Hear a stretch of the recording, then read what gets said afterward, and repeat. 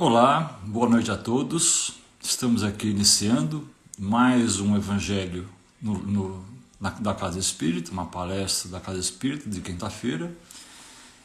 Desejando a vocês todos que sejam bem-vindos, bem-vindas. Vamos primeiramente passar alguns recadinhos normais do nosso trabalho.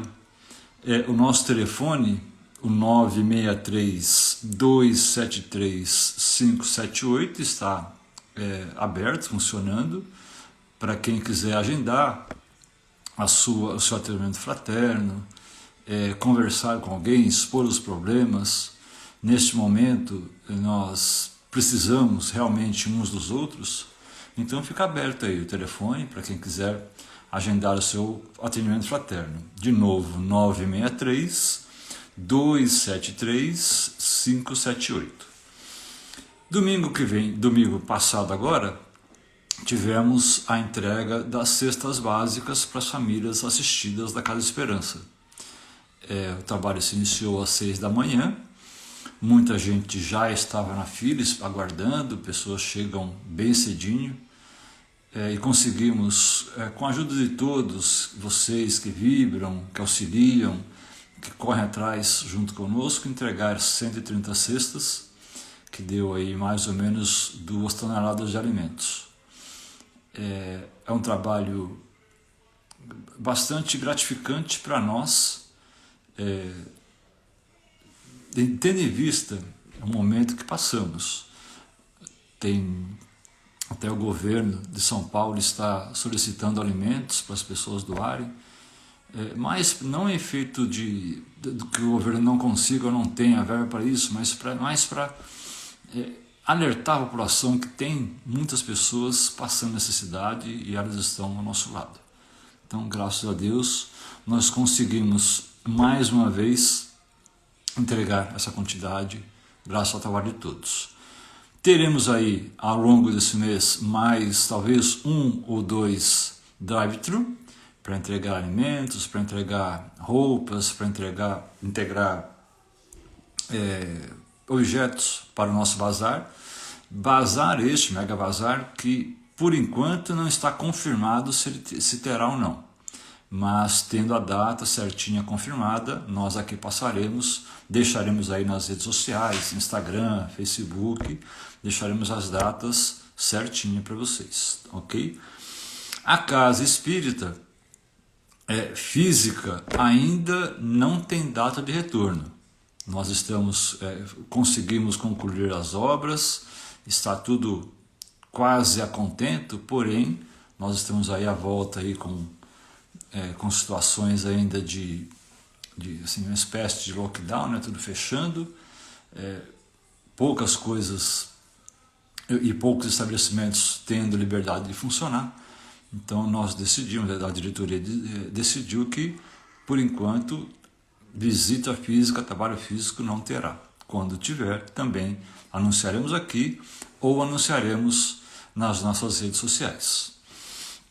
Os eventos, como eu falei antes no Mega Bazar, estão, por enquanto, a confirmar, tendo a data precisa, tanto da Barraca do Pastel que nós prorrogamos contra o Mega Bazar, nós iremos aqui solicitar.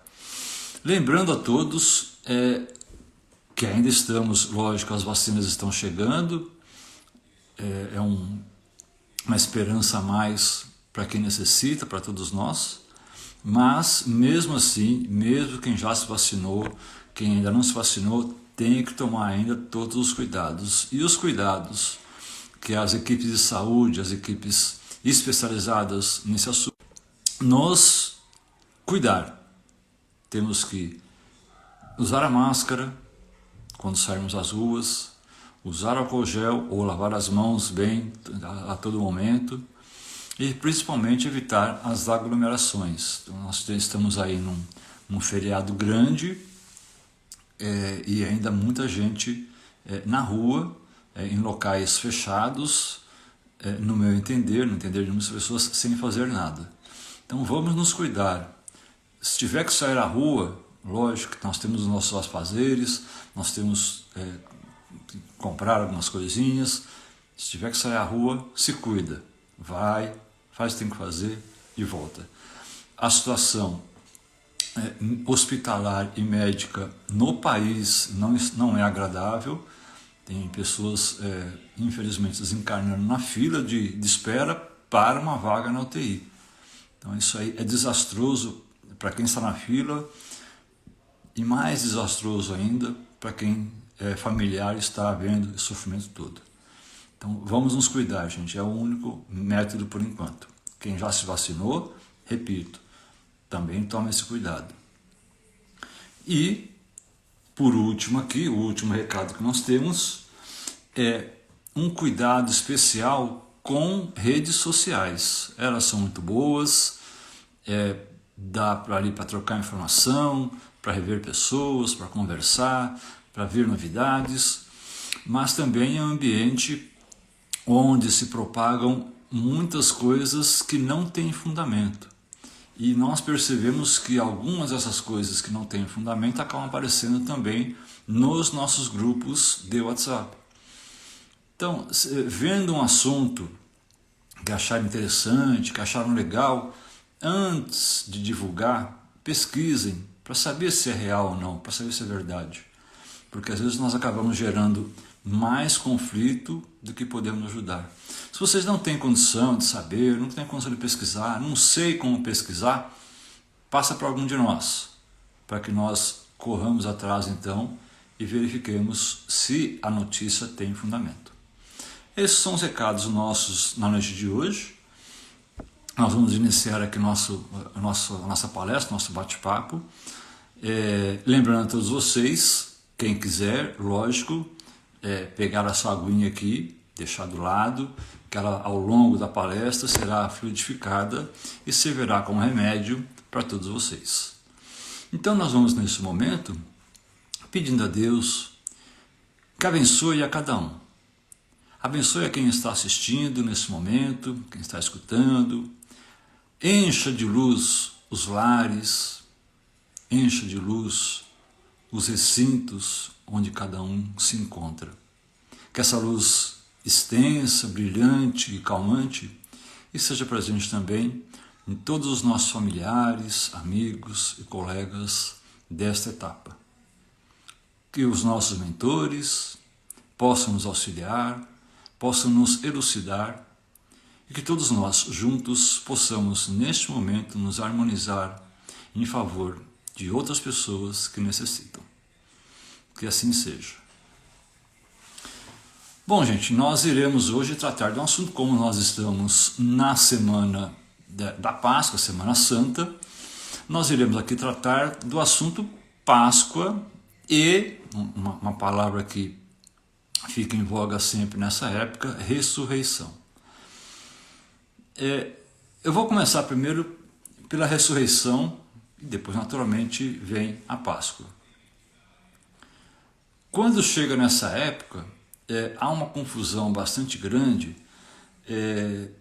sobre esse tema, achando que isso surgiu justamente com Cristo. Ele veio aqui, encarnou, teve o seu momento e na etapa final teve todo o desenrolar de traição, de perseguição, pessoas que, acho que como nós, nos dias de hoje inclusive, se ele aqui estivesse fisicamente, talvez ele seria crucificado de novo, porque ainda estamos num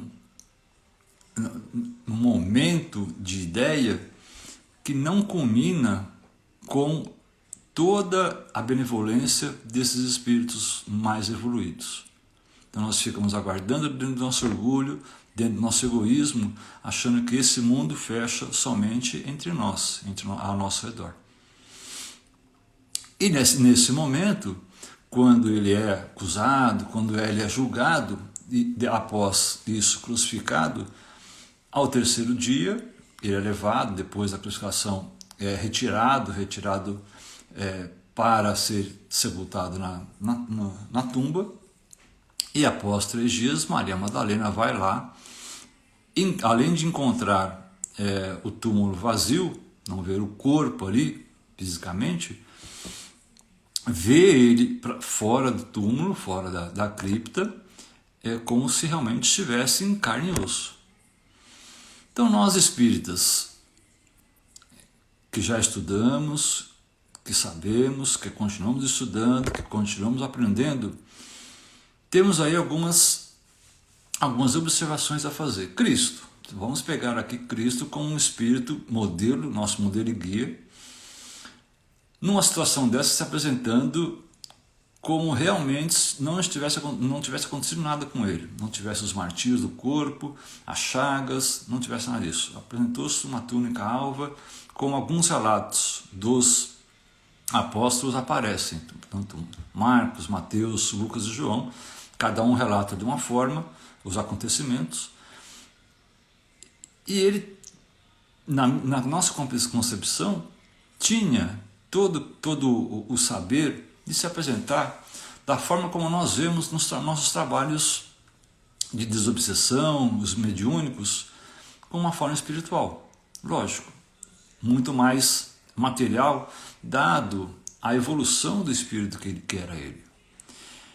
E se nós formos pegar a história antes de Cristo, aí vamos voltar aí entre 12.000 e 4.000 anos antes de Cristo, principalmente o povo egípcio, os faraós, as pessoas de maior posse dentro do Egito, o que faziam? Qual o entendimento que eles tinham? Já tinham, lógico, neste momento, a crença de que há algo além que eles chamavam, que nós chamamos de morte. Então, se há algo além, se eu ainda vou sobreviver a isso, eu preciso retornar.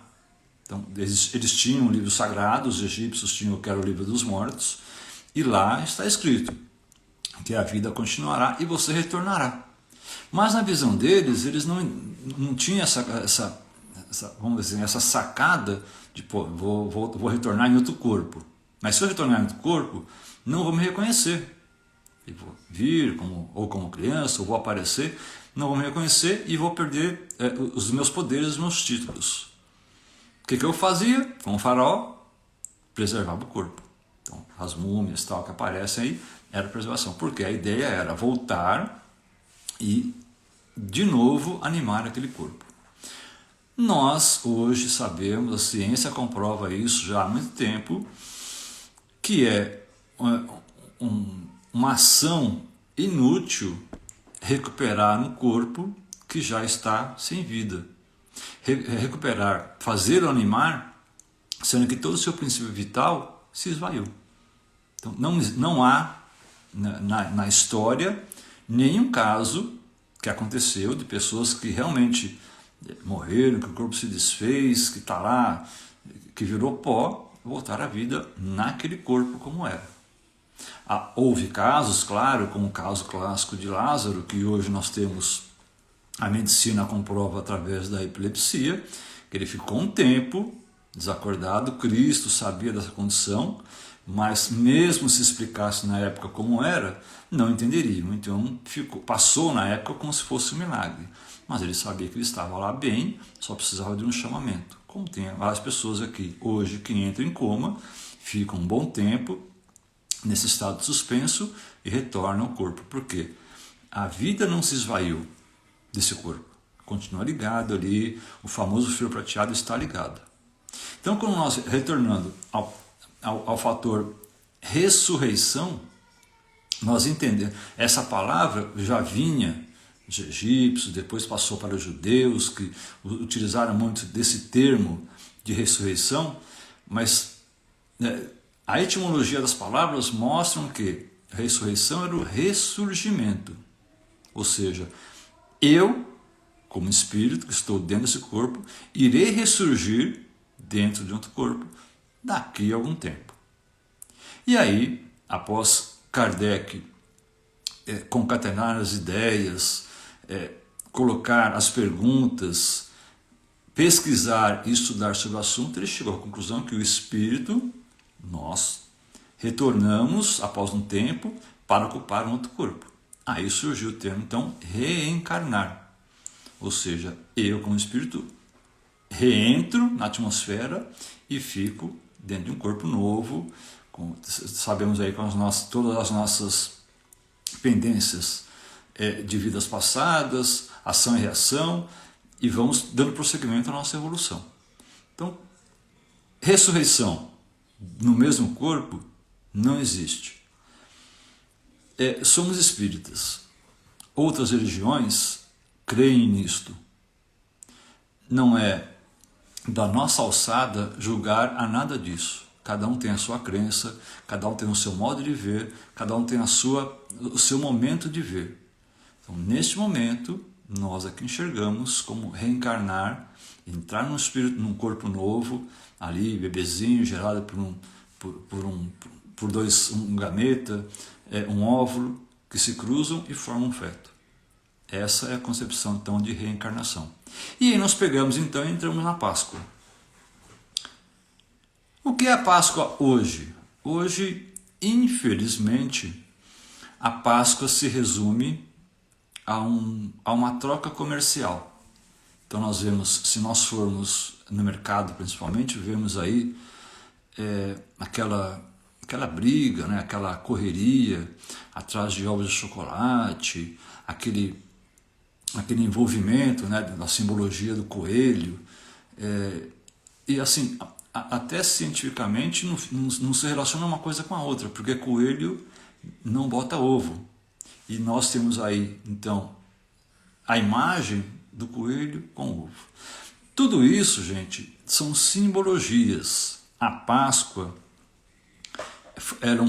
foi uma festa, foi uma comemoração dos escravos lá no tempo dos faraós, quando eles eram ainda escravizados para construir, para reformar, para servir aos egípcios. E quando, um tempo antes de Cristo, eles se libertaram, eles juntaram esse momento de alegria, esse momento de euforia, e transformaram isso num movimento que deu-se mais para frente o nome Páscoa, que, se formos traduzir aí do hebraico, é libertação. Ou seja, Páscoa é libertação. Se libertaram, foram para os seus lares, retornaram para os seus lares, construíram família, se multiplicaram, mas com tom de libertação. Então, nós vemos hoje, não vemos hoje todo esse sentido. E como que Cristo entra nessa história? Por que a Páscoa é representada por ele? Vamos caminhando mais à frente, na época dele. Então, nessa época em que ele foi crucificado, é justamente a época que a Igreja Católica conseguiu colocar dentro do calendário o termo para associar às passagens do cristianismo. E está tudo certo, está tudo tranquilo. Porém, Cristo, sabendo de todas as passagens, ele pega esses exemplos, esses símbolos, e mostra para os seus seguidores, que eram na época os seus discípulos. Então, se nós voltarmos na época onde teve lá as 7 pragas do Egito, uma delas era do anjo. Um anjo ia passar nas casas e ia levar todos os primogênitos que não fossem ungidos. E qual a forma que o anjo identificaria quem não era e quem era? Quem seria judeu, que era ungido, e quem não seria, que seriam os egípcios. Tinha que pintar na porta, colocar uma mancha em vermelho, em sangue. E essa mancha em vermelho, ela era oriunda de um animal, de um cordeiro. E como era a preparação, uma semana antes, depois de um tempo, desse cordeiro? As famílias hebraicas, judias, adotavam um cordeirinho pequenininho e ficava com ele uma semana, nessa semana dessas festividades de libertação deles. Durante esse período, pai, mãe, os filhos, todos que estavam na família, adotavam um cordeirinho. Então ficavam lá, quando chegava no final da semana, fazia parte da família, lá dentro, comendo, bebendo, tranquilo. Mas quando chegava na sexta-feira, que hoje nós temos como Sexta-feira Santa ligado ao cristianismo, esse cordeiro era imolado, era morto. Qual a mensagem que o judaísmo passa para a crença do povo? Nós temos que confiar nessa liberdade em que nós nos comprometemos. E para que isso aconteça, nós precisamos passar por momentos de dor. Então está lá o bichinho, tranquilo, bonitinho, nós o vemos, mas precisa se libertar dele. E aí aprende que há momentos bons, como nós vemos aqui, há momentos bons, porém nós precisamos, num certo momento, nos libertar dessas dores, dessas aflições. E é através justamente da dor e da aflição que nós vamos nos libertar delas. Essa é a simbologia que o judaísmo mostra. Cristo pega isso como? Depois que ele volta do deserto, nas suas andanças, ele fica 3 anos andando com os apóstolos, os 12 apóstolos, os 12 seguidores que mais seguiam ele. Participa da vida deles, conversa, come, trabalha, chama para eles toda a atenção. Tanto eles quanto Cristo, uns confiavam nos outros.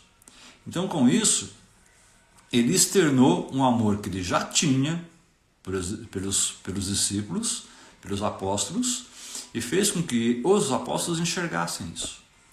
Porém, uma noite, Cristo alerta: eu amo vocês, fazem parte da minha família, porém, eu vou deixar vocês. E a simbologia que ele quer dizer é a simbologia da fé. Não estarei fisicamente com vocês, mas ele promete, estarei sempre presente na vida de vocês. E como é que os discípulos naquela época, os apóstolos, iriam confiar que realmente ele estava lá se eles não poderiam ver? Cristo afirma: estarei junto com vocês. Tanto que após a crucificação, após, vamos dizer assim, o desencarne dele, porque ele, como espírito elevado que era, tinha que respeitar as regras, as leis de Deus. Por isso que ele não poderia ser algo a mais. Ele até tinha condições, como um espírito elevado que é de luz, de fazer o que bem entendesse. Mas as lições não surtiriam efeito. O que ele pregava, o que ele ensinava, acabava caindo tudo por água abaixo se ele fizesse algo sobrenatural que o povo não entendesse. Então ele aparece em alguns momentos para os apóstolos, para as pessoas que eram mais próximas, como se realmente estivesse vivo, que é o efeito hoje que nós chamamos de materialização. Ele tendo esse dom latente, transforma isso para os apóstolos, para os discípulos. E cumpre a promessa de que, após ter ido embora, ele retorna. E aí ensina a eles. Vamos pegar aí, nesse momento, entre os apóstolos, alguns que, como João, que o negou 3 vezes, e ele afirma isso, inclusive numa conversa, como Judas, que o trai, mas não que para Jesus seria isso uma surpresa, de forma alguma. Tudo estava dentro de um propósito que ele mesmo acabou participando em reuniões anteriores, antes de reencarnar no planeta, e que as situações seriam assim.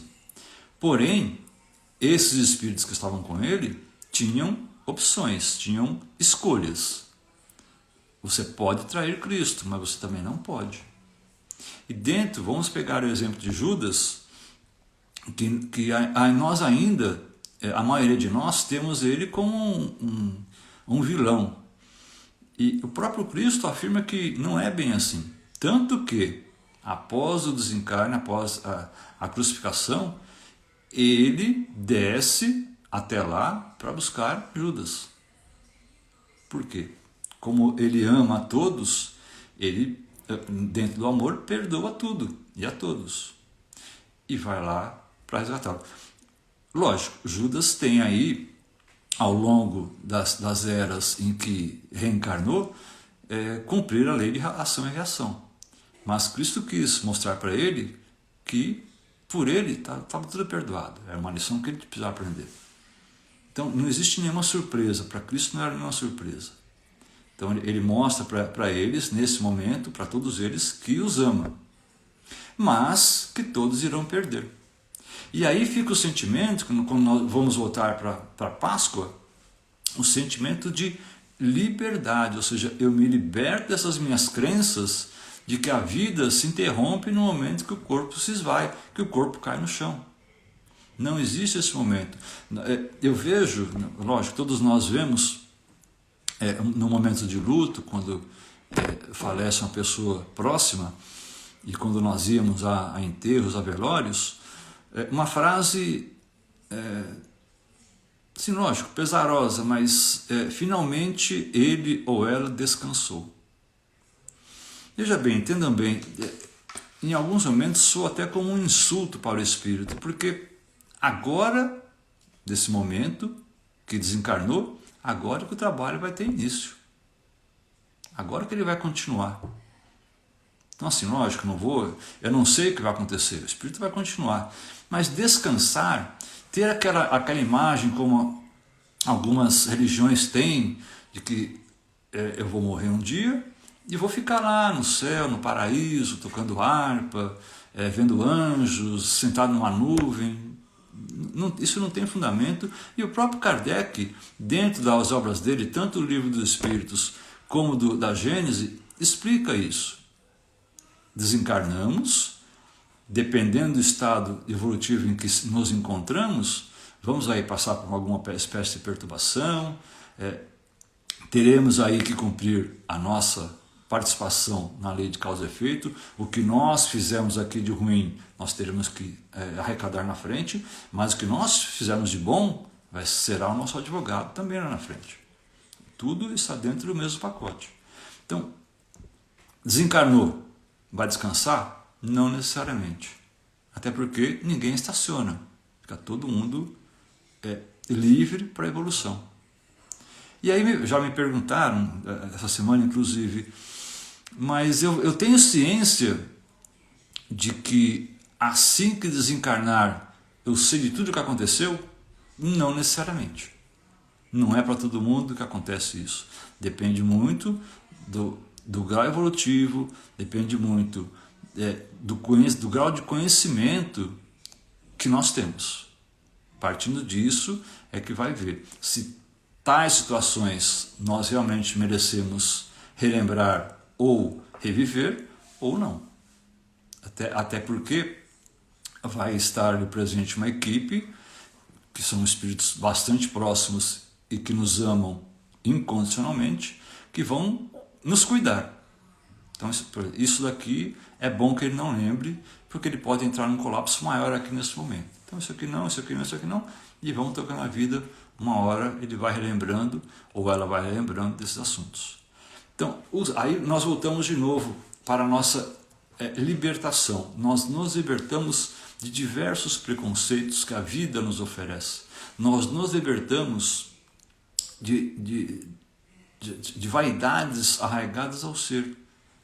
Então, o nosso orgulho, que ainda é grande, o nosso egoísmo, que ainda nos impede de enxergar o próximo como nós deveríamos realmente enxergar, e nós estamos vendo hoje com esta pandemia, a fragilidade com que as pessoas estão envolvidas. Quem tem um pouquinho mais de condição consegue auxiliar quem não tem, mas muitos estão sem condição. Estão sem condição até de repente de conversar. E é a nossa função aqui, neste momento, nós que sabemos, que temos que praticar o que aprendemos, de aplicar isso, de colocar isso na prática. Ver como é que é. Se Jesus, naquele período, afirmou que sairá desse plano, mas que ama todos, independente do que cada um tenha feito. Independente da traição, independente da negação, ele vai amar a todos de qualquer jeito. Se ele fez, por que nós não podemos fazer? Por que nós não podemos seguir? E ainda diz mais, toda vez que vocês, diz para os apóstolos, que vocês sentirem a minha falta, sentirem que há um vazio grande, lembrem de mim, lembrem do que eu fiz, lembrem do que eu sou em sua vida. E hoje o que nós temos que fazer então nesse momento, não só nesse momento, mas em todos os momentos de nossa vida, estamos em dificuldade, elevemos as mãos aos céus. Estamos com a vida num momento bom de felicidade, ergamos as mãos aos céus, agradecemos. Lembremos de Jesus a todo momento, porque, como eu disse no começo, Ele é o nosso modelo e guia. Se há um Espírito perfeito para seguirmos, neste momento é Ele. E tudo que está escrito nas Escrituras, no Evangelho, em qualquer lugar, sobre Ele, Ele fez, Ele praticou, Ele mostrou que é possível fazer. Então, ele afirma, tem um pesar, tem uma tristeza, tem uma lamentação, tem algo a dizer, lembrem de mim. Deixa o seu fardo comigo. Não que Cristo vai resolver o problema de todo mundo, não. Mas já é um grande alívio sabermos que há alguém que torce por nós, que está aguardando esse nosso momento e que auxilia a todo momento. Enviando aí diversos mensageiros, enviando diversos espíritos que nos auxiliam, mesmo que nós não saibamos ou que não sintamos nada. Já diz ali o livro dos Espíritos, os Espíritos respondem, né, se os Espíritos agem por nós. E Kardec pergunta se agem, e os Espíritos respondem que a todo instante, e até muito mais do que nós imaginamos. Então aquelas ideias que nós temos mirabolantes, nossa, como eu não pensei nisso antes, é um sopro que veio. Então, meus amigos, minhas amigas, é uma semana de maior reflexão. Nós temos que fazer essa reflexão sempre, desde o momento que acordamos até o momento que iremos descansar de novo. Reflexão do que é a nossa vida, reflexão do nosso trabalho, do nosso envolvimento com o nosso próximo. E olha só que fantástico hoje essa situação da pandemia nos mostra. Onde está o nosso próximo? Justamente dentro do lar. Eu ouço algumas pessoas falarem que elas precisam fazer mais, precisa ajudar tantas pessoas, precisa dar mais alimentos, dar mais roupas. Sim, tudo isso é louvável. Mas e dentro do lar? Como é que estamos? O que estamos fazendo? Aí vem esse momento agora e nos remete ao lar, a ficar lá dentro. Porque olha só, vamos raciocinar assim globalmente, se cada um dentro desse planeta fizer pelo lar, olhando para os seus, uns os outros, o mundo inteiro então melhora. O mundo inteiro entra aí já num estágio evolutivo que nós estamos chamando de regeneração. Esse estágio está acontecendo aos poucos. Agindo em cada coração, não está pegando as massas, não, esse aqui vai e vão, não, é cada um. Então hoje é o Cleiton, amanhã é o seu Wilson, depois é a Marisa e vai indo. É cada um, só que cada um de nós precisa urgentemente perceber isso, perceber que nós temos as nossas dificuldades, nós temos os nossos pesares, mas existe alguém que está aqui disposto a ressurgir sempre e a nos lembrar que nós precisamos nos libertar dessas nossas influências negativas, a nos libertar desse nosso egoísmo, a nos libertar desse orgulho. Esse é o sentido da Páscoa. Esse é o sentido dessa liberdade que nós temos que ter e nós precisamos comemorar ela sempre. Ainda há, quando nós falamos em liberdade, ainda há povos neste planeta, pessoas que são perseguidas e que não têm liberdade. E nós aqui com uma liberdade enorme e muitos ainda usando ela para coisas não tão benéficas. Então é o momento de pensarmos, de agirmos, lógico, em função de nós, mas também em função do outro. E o outro está do nosso lado agora. Filho, filha, marido, esposa, primo, prima, tio, tia, avô, avó, todos aqui. E se nós então entramos aqui nessa de, meu Deus do céu, meu pai vai morrer, minha mãe vai morrer, meus filhos vão morrer, sim, todos nós. A passagem era feita, mas não existe um final para isso. Nós iremos continuar ainda. Esse círculo que nós estamos formando aqui, ele vai continuar. Talvez muitos de nós não veremos uns aos outros, porque nem todos têm essa capacidade, mas estaremos presentes. E isso aí, quem afirma não sou eu, quem afirma não é a Kardec, quem afirma são os bons espíritos, quem afirma é Jesus. O mundo está preparado, a escola está pronta, basta então que os alunos estejam aí aptos a galgar um ano ou outro. Então, Páscoa, lógico, estamos aí no momento comercial, eu posso comprar um ovinho de chocolate para não sei quem, dar um presentinho, é louvável isso, porque nós trabalhamos para isso, cada um tem o seu mérito de ganhar o seu dinheiro e fazer dele o que bem entender. Mas vamos separar um momento, um tempinho, para lembrar de Jesus. Não que ele peça isso, que vocês têm que lembrar de mim, não. Porque dentro da sua magnitude, dentro da sua elevação, eu acredito que ele não precisa de mais disso. Mas nós precisamos saber disso. Nós precisamos fazer isso. É a mesma coisa quando nós temos um problema que fica guardado só para nós. E vai corroendo, e você não sabe mais o que fazer. Aí você arruma alguém e consegue falar do seu problema. Parece que muita coisa se aliviou. Ou seja, a pessoa que está ouvindo, ela não vai resolver o meu problema, mas eu consegui dividir com ela o meu problema e dividir o fardo que ele estava fazendo para mim.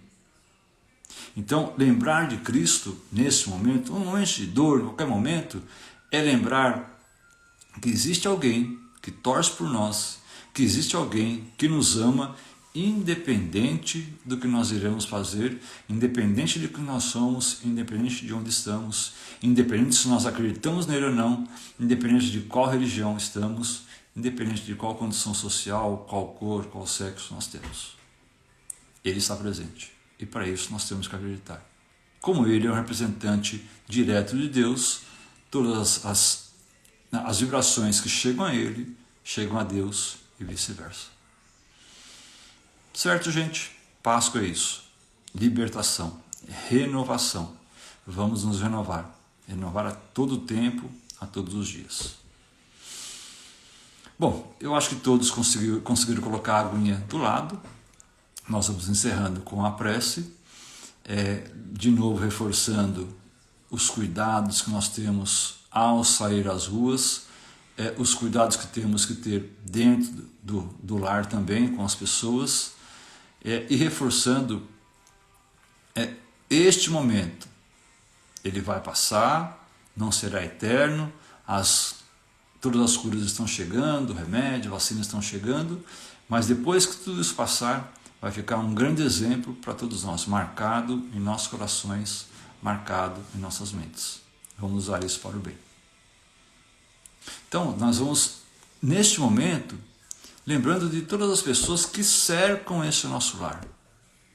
Lembrando das pessoas que estão convivendo conosco nesse círculo. Os amigos, os colegas, parentes, próximos ou distantes. E pedindo a Deus que os abençoe, que os proteja, que os ilumine. Pedindo a Deus que seja presente em nossa vida, mas que para isso nós possamos dar o nosso quinhão de reconhecimento, louvando a Ele a todo momento, pelo que Ele é, pelo que Ele faz, por todos esses momentos que Ele nos dá. Temos comida, temos água, temos roupa, temos casa, temos pessoas ao nosso lado que convivem conosco. Agradeçamos a Ele por todos esses momentos. Agradeçamos a Ele por ouvir, por falar, por pensar, por enxergar, por termos, cada um de nós, o nosso domínio. Agradeçamos a Ele pela natureza que nos cerca, pelos rios, pelas águas que há em torno de nós, pelas montanhas, pelo céu. Tudo isso faz parte do nosso convívio, do nosso bem-estar. Que possamos, nesse instante, vibrar por todas aquelas pessoas, próximas ou distantes, conhecidas ou desconhecidas, que sofrem. Sofrem caladas, sofrem perseguições, sofrem em fila de hospital, sofrem cercadas numa cela, sofrem sozinhas ou sofrem com muita gente. Que os bons espíritos que regem esse planeta e que têm aqui a sua mão protetora em todos os cantos possam auxiliá-los, possam orientá-los. Agradecemos mais uma vez a participação de todos vocês que vibraram positivamente por essa palestra, pelas pessoas envolvidas e principalmente que relembraram desse nosso sentimento de liberdade, de renovação que está agora. Boa noite a todos, que todos possam descansar em paz, ter um ótimo final de semana, um ótimo feriado, não abusando, lógico, das coisas, tudo tem o seu limite, tudo tem o seu conteúdo, e assim nós vamos prosseguindo para mais uma etapa. Agradeço de coração a cada um, e o telefone foi passado, caso alguém queira deixar agendado o seu atendimento fraterno, ligue, não fique com problema, vamos dividir essa carga juntos. Não posso ajudar todo mundo, mas pelo menos é um ouvido a mais. Gente, um beijo, boa noite, até a próxima.